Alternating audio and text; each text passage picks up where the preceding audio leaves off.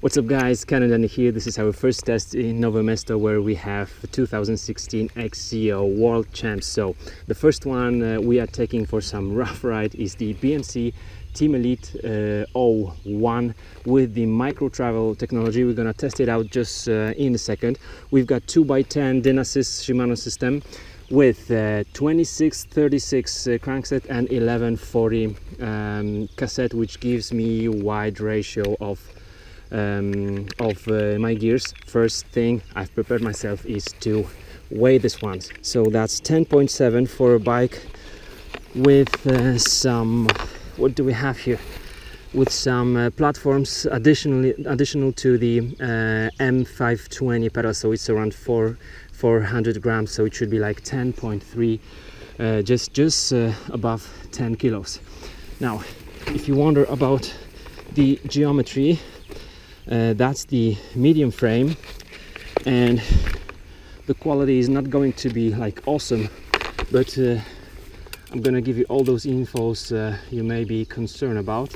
So the wheelbase on this one is 1111 millimeters, so like 1 meter and 11 centimeters. Then the rear triangle length is 43 centimeters, so it's quite typical for nowadays 29ers. My stem is like not even 8 centimeters, just somewhere between 7.5 and 8 centimeters, and a whole length of the fork, I mean the length of the fork from the axle to the top of the head tube is 61 point something centimeters. So let's try it out. The components are not that important. I'm gonna be focusing on the frame, on how this bike really behaves, and on this micro travel technology. We've got some nice cross-country track here for testing, and there's also some MTB rally here.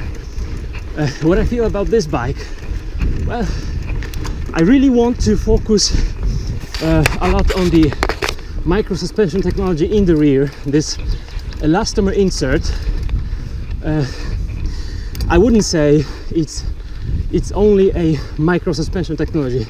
I would say it's a suspension, because you do really feel that this little elastomer dude in the rear is absorbing not only vibrations but some bumps.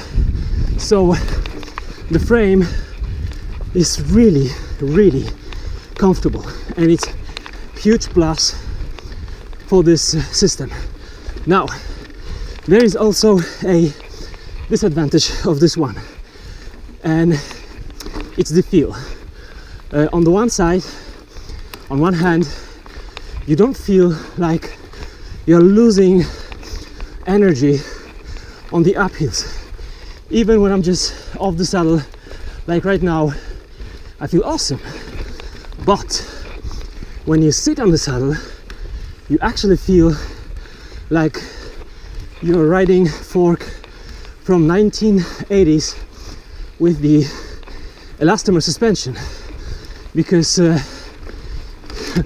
first you feel that the elastomer takes the bump, but then you feel that it works a bit like a catapult for you. So if you're thinking about such bike, you definitely have to just test it for yourself, because some will like it, some won't. All in all, for a cross-country hardtail machine, I like it a lot. And we've got some guys on some fatty wheels, but as I'm saying, test it for yourself. Now, can you hear this?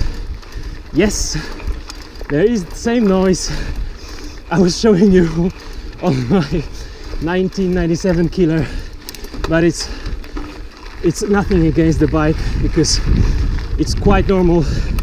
I would simply disassemble the chain rings, put some some special anti-seize finish line and put it back together. I really like this bike. The frame is stiff and this elastomer in the rear is replaceable.